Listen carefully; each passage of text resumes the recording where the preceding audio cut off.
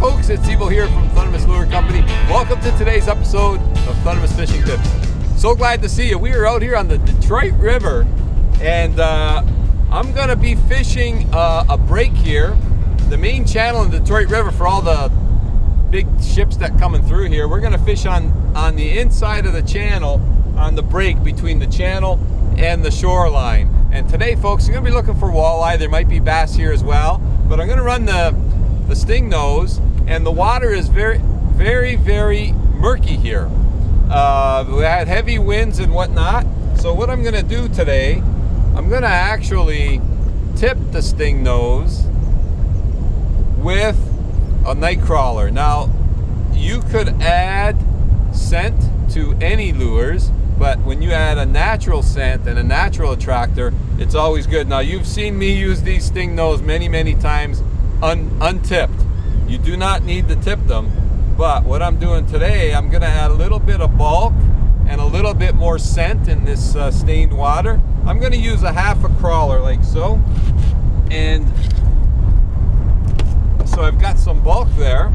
So what I've done is I've just rigged it up on two trebles. I've left a little tail hanging out, and I've left one treble exposed for better hook setting, and that's it. So what that's going to do, I know a lot of people do like to tip their lures. That's going to add some scent and a little bit of bulk. And sometimes when you have these conditions like this today, that little bit of scent just might make the difference. So like I said, you don't have to tip them, but you definitely can. And all I'm going to do, I'm working a break here. I'm at 26 feet, so it goes to over 30 feet in the channel there. And then of course you got the shoreline. So I'm just going to drift along here in the current, bounce this about, I'm letting it go about 6 inches off the bottom.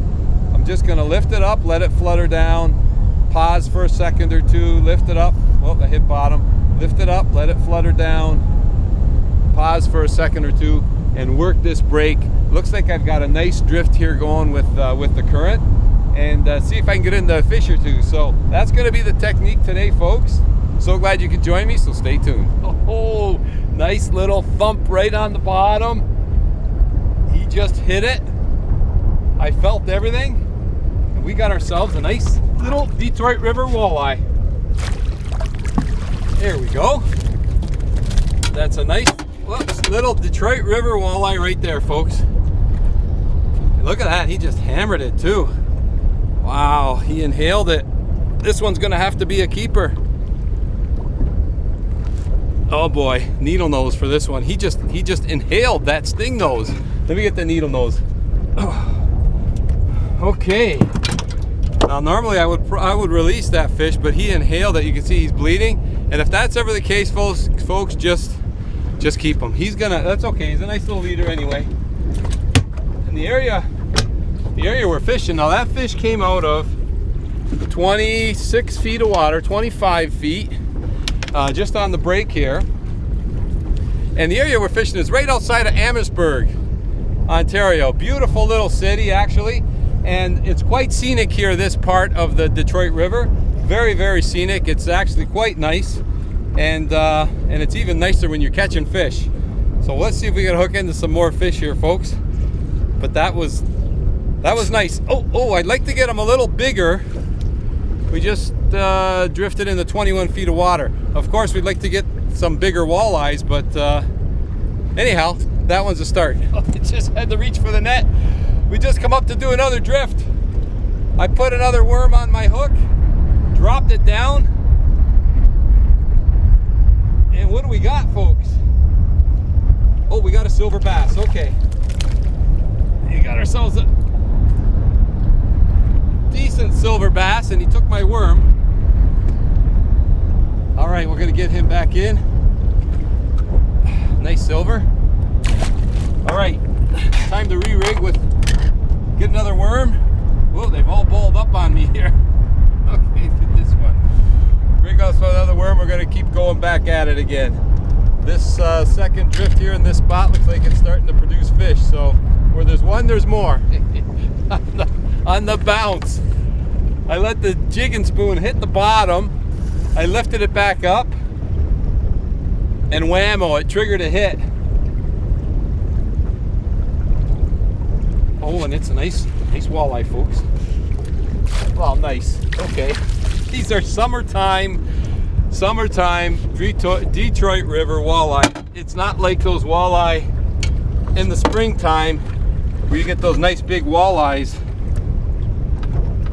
These are smaller, bigger than that last one, but there we go. Another Detroit River walleye right there. And what we did, folks, after that last one, I went up for another drift, put a fresh worm on, and we went up and did another drift, because where there's one, there's more. And speaking of worm, I know we're tipping them today with worms, and I mentioned to you that, you know, I've caught many fish untipped. In fact, if you want to see a walleye video untipped, I'll put a link here for you. You can check it out, because these work really good untipped as well. But like I say, there's a time and a place for a tipped stingnose, and it looks like today just might be it. Might be the time and the place today. Would these fish be hitting if I wasn't tipping? Hard to say. Sometimes they need that little extra enticement, that little extra scent. That's what my spoon just stopped suddenly. Looks like it's another silver, I think. Yeah, it is too. Another silver bass. Okay, that's what I figured, because my spoon on the drop, all of a sudden my line just went limp. It didn't go down anymore, so I set the hook right away. There's another nice silver bass right there. You know what? I think I'm going to keep this one. Maybe I'll have a little fish fry, because they are good eating. Whoops. We're going to put them right in the live well. Bait right back up again. Okay, I've rebaited up with some more worm. We're going to drop it down there. What I noticed here, a couple of things. There's some birds diving back there, so there might be some more silver bass there hanging around in that area, which we're going to come up to. But I've put the anchor in here a bit. Maybe we'll try this area and see. But when it comes to tipping a spoon, when I like to tip them is when you need that little extra scent. And by using a worm or a minnow, you have natural scent. And sometimes those store scents that you buy, some of those scents actually turn fish off. So be very careful what you buy and what you use. Try it out and make sure it's okay. And but you can't go wrong with natural baits as a natural scent. And you want to use a natural scent when the conditions are a little tougher. Maybe the fish are a little more lethargic, or you've got a cold front moving in, they're a little more tentative, or in a case like today with this murky water. So those are the times where you might want to definitely add a little tip to your spoon, and it's working today, that's for sure. So we'll see if we can get into some more fish. Okay. So because of those birds diving, we've anchored here in this spot and wacko. So I think we're in a silver bass zone here, so I might want to work this area and have fun with these bass and the stingnose. Now the current took my stingnose away out there, and I was just bouncing it along and bouncing it along in this current, and he just hammered it. Now I think it's a silver, I don't know. I'm assuming it's a silver because of the other one I caught, and like I say, those diving birds, whatever it is, it's fairly strong. Yeah, it's a silver. Okay, I'm fighting in the current there. All right, that's another nice silver. I think I'm going to keep that one too, folks. All right, it's a nice silver bass. Hey, nice chunky fish. All right, so I see those birds diving, so there must be some minnows there. And guess what's a great minnow imitator? Right there, the stingnose. All right, we're gonna rebait, get this guy in the live well, cast her back out there again.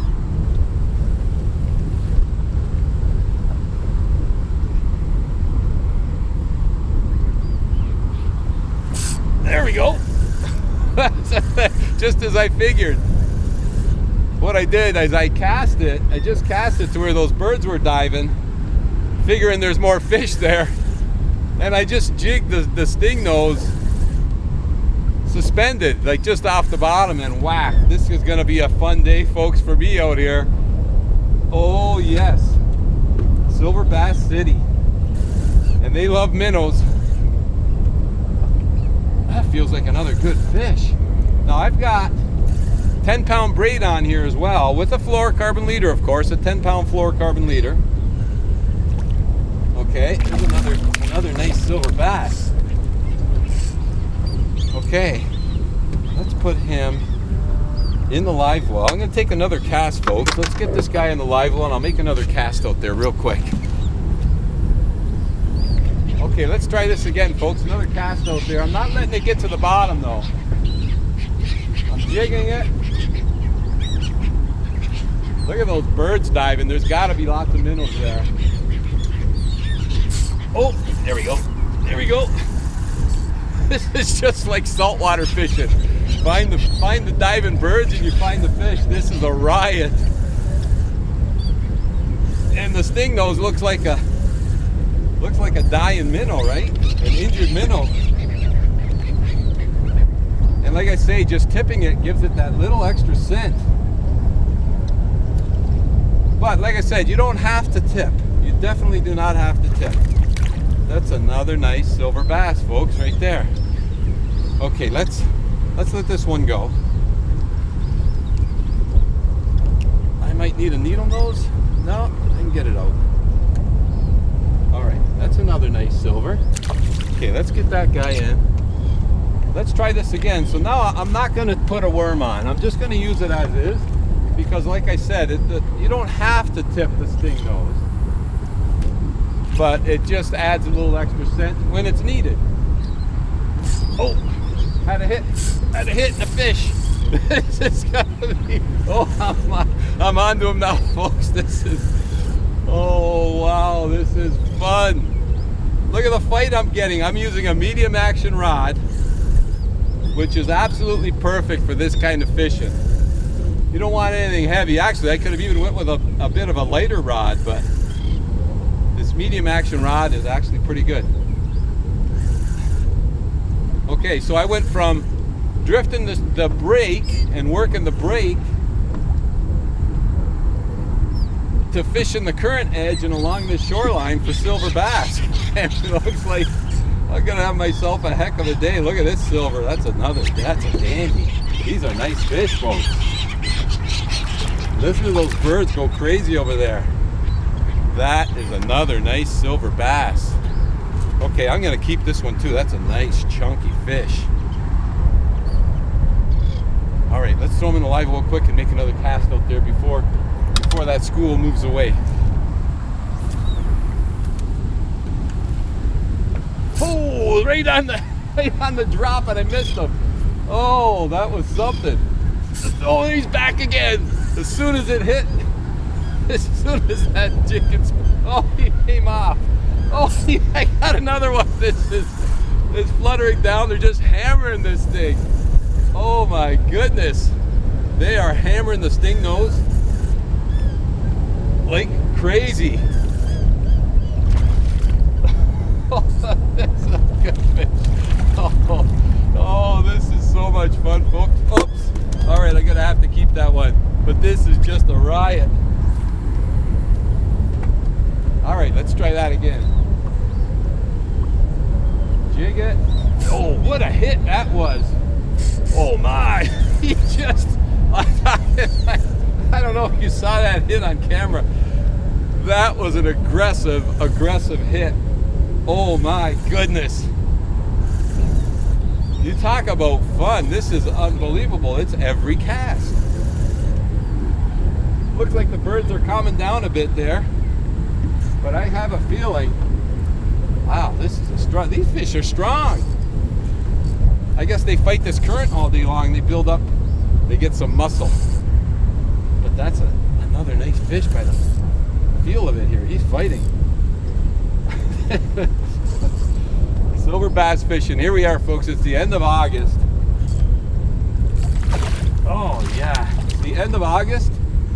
And what a day I'm having out here, having some fun with these silver bass. It's one after another after another. And I started off by tipping my lure, but because now there's so many fish there, the bait fish are there, and they obviously don't need any enticing, that the spoon on its own just seems to be working. So it does not have to be tipped in this case. But when you're faced with those conditions, folks, where you need a little more extra enticement, go ahead and tip your lure and add a little bit of extra bulk to it, add some scent to it, and see if you can get yourself and have yourself a nice day on the water. I'm gonna have some fun here with these silver bass. I wanna thank you ever so much for tuning into today's episode of Thundermist Fishing Tips. And as always, folks, until next time, good luck and good fishing. I gotta recap it over there again.